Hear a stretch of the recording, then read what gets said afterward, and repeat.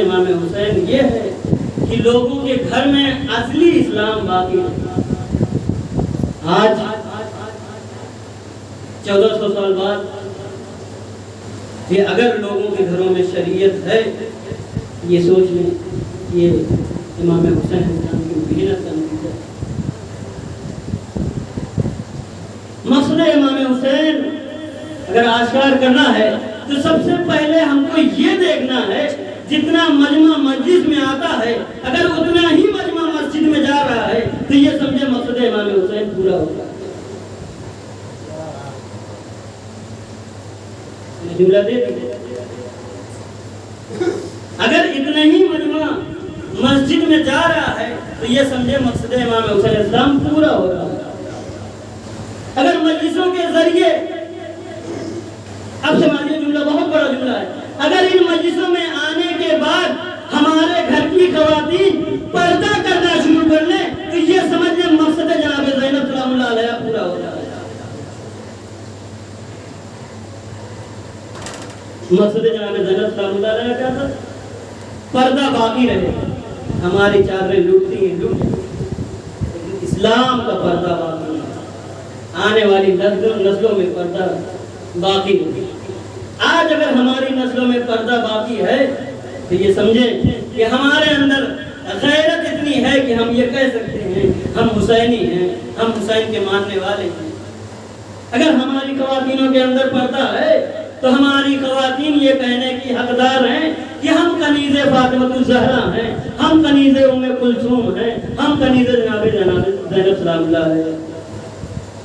اگر ہمارے اندر سے پردے کا چلن ختم ہو رہا تو یہ سمجھ لیں یہ مجلسیں ہم ظاہر کر رہے ہیں، مجلسوں کا مقصد کوئی حاصل نہیں ہوتا. کیونکہ پردہ اسلام کا زیور ہے.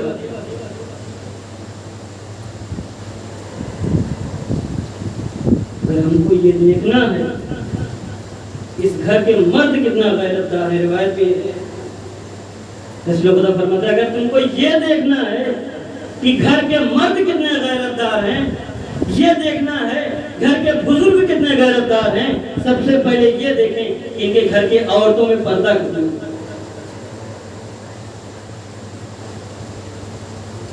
ان کے گھر کی عورتوں میں پردہ کتنا ہے. یہ بہت سخت جملہ ہے.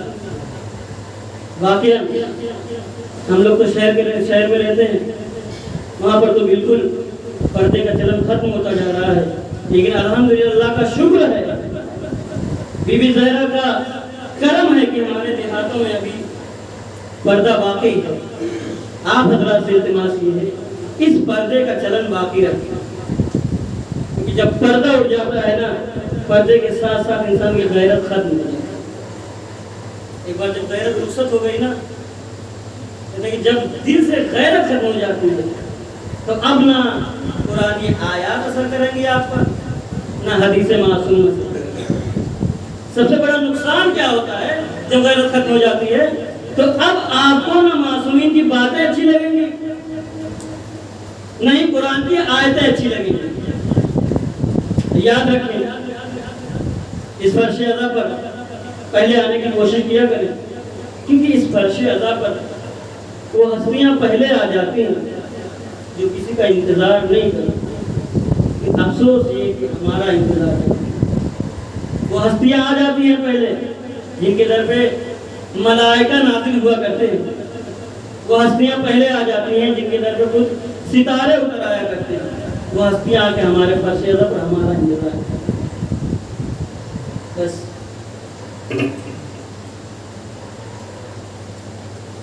میں نے زحمت تمام کیا آپ کی.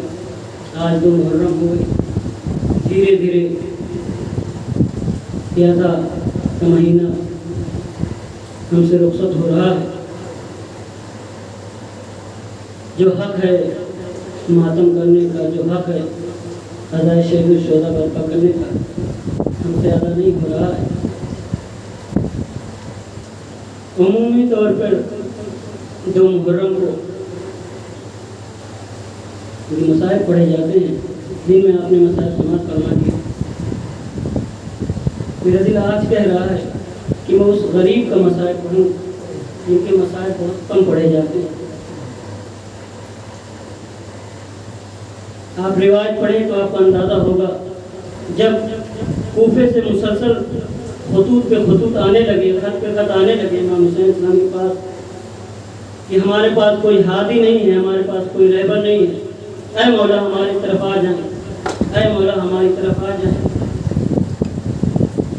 کسی نے کہا اے مولا اگر آپ نہیں آ رہے ہیں تو ہم روز قیامت آپ کے جد محمد مصطفیٰ سلام اللہ علیہ صاحب کی شکایت جناب امام حسین علیہ السلام نے اپنے بھائی مسلم کو سفیر بنا کر بھیجا اور کہا کہ اگر تم اس دور میں مجھے محمد سمجھ رہے ہو تو میں اپنے زمانے کا تم کو علی دے رہا ہوں، کیونکہ اگر میں تمہارے لیے محمد ہوں یہ مسلم میرے لیے علی. آپ انصاف سے بتائیں کوفے والوں نے جناب مسلم کے ساتھ انصاف کیا. جناب مسلم کا مسائل نہیں پڑھنا مجھے، جناب مسلم کو یتیموں کا مسائل پڑھنا جن کا مسائل بہت کم پڑھا جاتا ہے. لوگ کربلا کربلا کربلا پڑھ کے جناب مسلم کے بچوں کو بھول جاتے ہیں. یقیناً کربلا میں بہت زیادہ ظلم ہوا ارباب اعزاز، یقیناً کربلا میں بچوں کو شہید کیا گیا، یقیناً کربلا میں جوانوں کو شہید کیا گیا، لیکن کہیں نہ کہیں اگر کوئی بچہ شہید ہوا ہے تو اس کے والدین موجود تھے، اگر کوئی جوان شہید ہوا ہے تو اس کی ماں موجود تھی. لیکن یہ جناب مسلم کے بچے محمد و ابراہیم ایسے ہیں کہ ایسے بے دردی ایسے عالم میں شہید کیے گئے، نہ ان کے گھر کا کوئی تھا، نہ ان کی والدہ تھی، نہ ان کے بابا تھے. ہاں ارباب اعزاز بس آپ کی آوازیں بلند ہونے لگی، خدا آپ کو ان آوازوں پر رحمت نازل کرے. ہاں ارباب اعزاز روایت لکھتی ہے کہ جب جناب مسلم کو شہید کر دیا گیا نا، ایک مرتبہ محمد اور ابراہیم کو قید خانے میں ڈال دیا گیا. قید خانے میں ڈالنے کے بعد روایت کہتی ہے ان مظلوم بچوں کو جو غذا ملتی تھی بہت مختصر ملتی تھی، گرم پانی ملتا تھا، سوکھی روٹی ملتی تھی. یہ دونوں بچے سہمے سہمے رہتے تھے، نہ کھاتے تھے نہ پیتے تھے، بس آپس میں گلے مل کے چھوٹا بھائی بڑے بھائی کو تسلیاں دیتا تھا، اے میرے بھائی مت رو، اے میرے بھائی گھبراؤ نہیں، ایک دن ہم اس قید خانے سے رہا ہو کر اپنی اماں کے پاس جائیں گے. اے بھائی گھبراؤ نہیں، ایک دن ہم اس قید خانے سے رہا ہو کر اپنے چچا حسین کے پاس جائیں گے. اے بھائی گھبراؤ نہیں، ہم ایک دن رہا ہو کر اپنے ماموں عباس کے پاس ضرور جائیں گے. جب ہم عباس کے پاس جائیں گے نا، مولا عباس سے شکایت کریں گے کہ کوفے والوں نے ہمارے بابا کے ساتھ وفا نہیں کیا بلکہ بے دردی سے شہید کر دیا.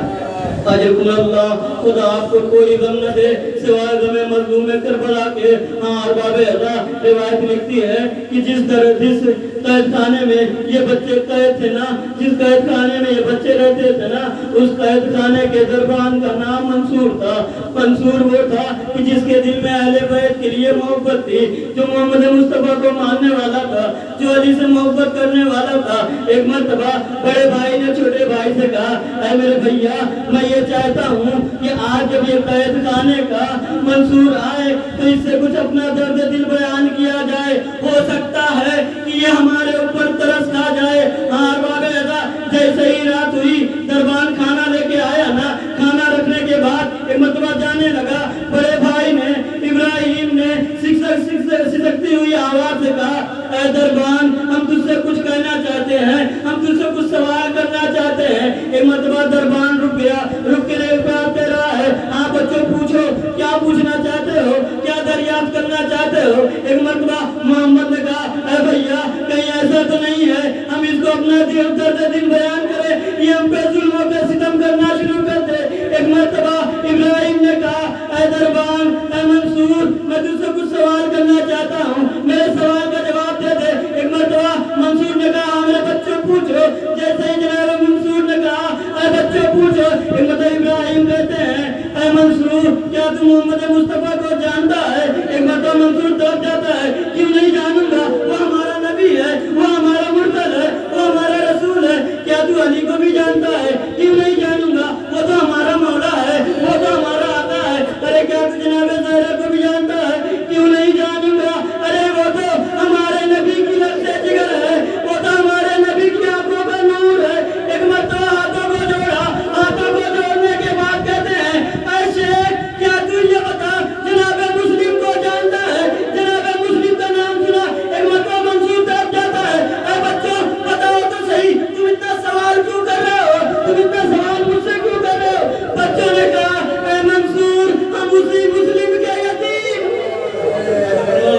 خدا آپ سے کوئی غم نہ دے سوائے غم مظلوم کربلا کے۔ اور بابیزا روایت کہتی ہے کہ جیسے ہی منصور نے سنا کہ مسلم کے یتیم ہیں، ایک مرتبہ دونوں بچوں کے قدموں میں گرا، قدموں میں گرنے کے بعد کہا اے بچوں مجھے معاف کرنا، میں اتنے دن سے تم پہ ظلم و ستم کرتا رہا، تم میرے آقا زادے ہو، ایک کام کرو میں تم کو رہا کر دیتا ہوں، تم چلے جاؤ، لیکن اتنا خیال رکھنا پورا کوفہ تمہارا دشمن ہے، جو بھی دیکھے گا تم کو لا کے دربار میں پیش کر دے گا۔ ایک ترکیب یہ ہے کہ رات کی تاریکی میں میں دربان کا دروازہ کھول دوں گا، میں زندان کا دروازہ کھول دوں گا، تم لوگ نکل جانا، میں تم کو راستہ بتا دیتا ہوں، تم لوگ اپنے دادا نجف دادا علی کے پاس ارے نجف چلے جانا۔ روایت کہتی ہے کہ جیسے ہی رات ہوئی نا، یہ چھوٹے چھوٹے بچے تھے، یہ مظلوم بچے تھے، یہ پھول جیسے بچے تھے، یہ کبھی پیدل نہیں چلے تھے، یہ کبھی مدینے کی گلیوں میں اکیلے نہیں گھومے تھے، یہ کوفہ ہے، کوفہ ان کا انجان شہر ہے، کوفے کی گلیوں سے ناواقف ہیں، کوفے کی گلیوں کو جانتے نہیں ہیں، کون سی گلی کہاں جائے گی۔ روایت کہتی ہے کہ پوری رات بچے چلتے رہے، چلتے چلتے ایک مرتبہ جب سے صبح نمودار ہونے لگی، نہر فرات کے پاس پہنچے، نہر فرات کے پاس پہنچنے کے بعد چھوٹے بھائی نے بڑے بھائی سے کہا اے بھیا اگر حکومت کا کوئی آدمی ہم کو دیکھ لے گا پھر ہم کو قید خانے میں لے جا کے کر دے گا۔ روایت کہتی ہے کہ نہر فرات کے پاس ایک درخت تھا، یہ بچے درخت کے اوپر ارے جا کے بیٹھ گئے، درخت کے اوپر بیٹھتا تھا، جیسے ہی صبح نمودار ہوئی، حارث کی ایک کنیز تھی، حارث کون ہے؟ بہت ظالم ہے، بہت ظالم ہے، بہت زیادہ بچوں پر ظلم کرنے والا ہے۔ ارباب ازا روایت کہتی ہے کہ جیسے ہی یہ بچے نہر فرات کے پاس درخت کے اوپر چڑھے نا، ایک مرتبہ حارث کی کنیز آئی، آنے کے بعد نہر فرات سے پانی بھرنا شروع کی، جیسے ہی وہ پانی بھرنے کے لیے جھکی، کیا دیکھی کہ پانی میں کچھ بچوں کے اثارے ہیں، ارے پھول سے جیسے بچے ہیں، چاند سا جیسے چمکتا چہرہ ہے۔ ایک مرتبہ درخت کے اوپر دیکھا، دیکھنے کے بعد دیکھتی رہ گئی، کہا اے چودھویں کے چاند، اے چاند جیسے بچوں تم تو کوفے کے نظر نہیں آتے، کوفے میں اتنا خوبصورت بچہ ہی نہیں ہے، ارے کوفے میں اتنا حسین بچے ہی نہیں ہے، تم کہاں کے ہو؟ ایک مرتبہ بچوں نے ننھے ننھے ہاتھوں کو جوڑا، جوڑنے کے بعد کہا اے معظمہ اگر ہماری جان بخش تو ہم بتاتے ہیں، ہاں بچوں تم امان میں ہو، کہا ہم مسلم کے یتیم۔ اللہ خدا آپ کو کوئی غم نہ دے سوائے غم شہید الشہداء کے۔ ارباب ازا ذرا تصور کریں، آپ کے گھر میں بھی چھوٹے چھوٹے بچے ہیں، آپ کے گھر میں بھی معصوم بچے ہیں، کوئی اگر آپ کے معصوم بچوں کو آپ کے سامنے اگر آگے ایک تماچا لگا دے، آپ کے دل پہ کیا گزرے گی؟ ذرا سوچیں، اس پھول سے بچوں کے رخسار پر کبھی تماچے پڑ رہے تھے، کبھی درے پڑ رہے تھے۔ ارباب ازا روایت کہتی ہے کہ وہ کنیز ان بچوں کو لے کر حارث کے گھر پہنچی، کیونکہ حارث کی جو بیوی تھی، حارث کی جو بیوی تھی وہ معظمہ تھی، وہ مومنہ تھی، وہ اہل بیت کے ماننے والے تھی۔ جیسے ہی گھر میں پہنچی، دروازے پر بچوں کو کھڑا کیا، کھڑا کرنے کے بعد جا کے اپنی مالکن سے کہتی ہے کہ مجھے انعام دو، مجھے انعام دو۔ کس بات کا انعام؟ کہا میں تمہارے لیے ایسی چیز لے کے آئی ہوں جس سے تم بے حد خوش ہو جاؤ گی اور مجھے گلے سے لگاؤ گی۔ کہا پہلے بتا تو صحیح۔ کہا میں مسلم کے یتیموں کو لے کے آئی ہوں۔ جیسے ہی اس معظمہ نے ارے مومنہ نے مسلم کے یتیموں کا نام سنا، دوڑتی ہوئی دروازے پر آئی، دونوں بچوں کو سینے سے لگایا، کلیجے سے لگایا اور کہا اے میرے بچوں، اے میرے لاڈلو، میں تمہاری کنیز ہوں، میں تمہارا بہت خیال رکھوں گی۔ ارباب ازا روایت کہتی ہے کہ اس مومنہ کو معلوم تھا کہ حارث بڑا ظالم ہے، حارث ان بچوں کو چھوڑے گا نہیں۔ روایت کہتی ہے کہ یہ مومنہ بچوں کو نہلائی، نہلانے کے بعد کھانا کھلائی، کھانا کھلانے کے بعد لے جا کے ایک کمرے میں سلا دیا۔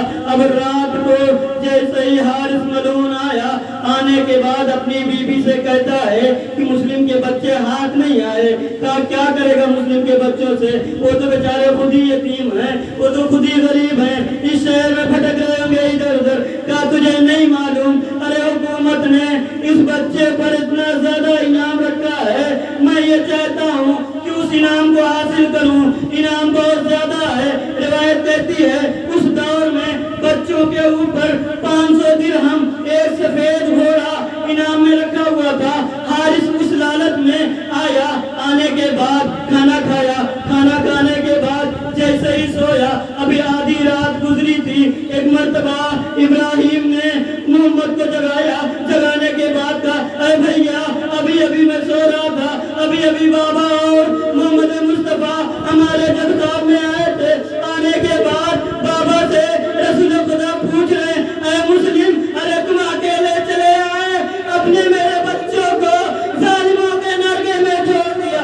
بابا کہہ رہے ہیں اے رسول اللہ میرے بچے بھی ان قریب ہم سے ملاقات کرنے والے ہیں۔ اجرکم اللہ، خدا آپ کو کوئی غم نہ دے سوا غم مظلوم کربلا کے۔ دونوں بچے بائیں ہاتھوں بائیں میں پائے ڈال کے رونے لگے، گلے مل کے رونے لگے۔ اب یہ آواز حارث کے کانوں میں گئی، حارث اٹھا، اٹھنے کے بعد دروازہ کھولا، دروازہ کھولنے کے بعد دیکھا دو پھول سے بچے ہیں۔ ایک مرتبہ پوچھا من انتا، تم کون ہو؟ دونوں بچوں نے ننھے ننھے ہاتھوں کو جوڑا، جوڑنے کے بعد روتے ہوئے کہا اگر امان دے دو تو میں تمہیں بتا دوں۔ ہاں امان میں ہو، ارے ہم مسلم کے یتیم ہیں۔ جیسے ہی مسلم کا نام سنا ہار باب ایسا قیامت آ گئی۔ پھول سے رخسار پر، محمد کے رخسار پر کبھی تماچے، کبھی ابراہیم کے رخ پہ تماچے۔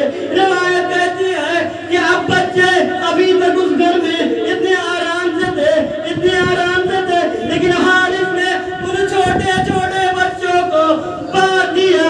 باندھنے کے بعد نیرے فرات کے قریب لایا، نیرے فرات کے قریب لانے کے بعد ایک مرتبہ چاہتا ہے کہ ارے قتل کر دوں، لیکن ننھے ننھے بچوں نے ہاتھوں کو جوڑا، جوڑنے کے بعد کہا اے حارث تم کو قتل کرنا چاہتا ہے نا، شوق سے قتل کر دے، لیکن ہم کو اتنی مہلت دے دے، ہم 2 رکعت نماز پڑھ لیں۔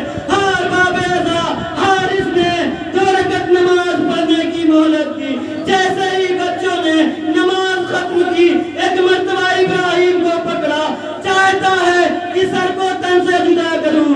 محمد نے ہاتھوں کو جوڑا، جوڑنے کے بعد فریاد کرنا شروع کر دیا اے ملعون اگر تو قتل کرنا چاہتا ہے تو ہم کو حاکم کے پاس لے چل، حاکم جو سزا دے گا ارے ہم کو منظور ہے۔ اگر یہ بھی نہیں منظور ہے تو ہم بچے بہت خوبصورت ہیں، ہمارے بیت کے گھرانے کے ہیں، لے چل ہم کو غلاموں کی بازار میں، ارے بیچ دے، تجھ کو پیسے زیادہ مل جائیں گے اور ہماری جان بھی بچ جائے گی۔ لیکن ظالم نے ایک نہ سنی، پھول جیسے بچوں پر تلوار چلا دی، بچے جا کر اپنے جج سے ملے۔ انا للہ و انا الیہ راجعون۔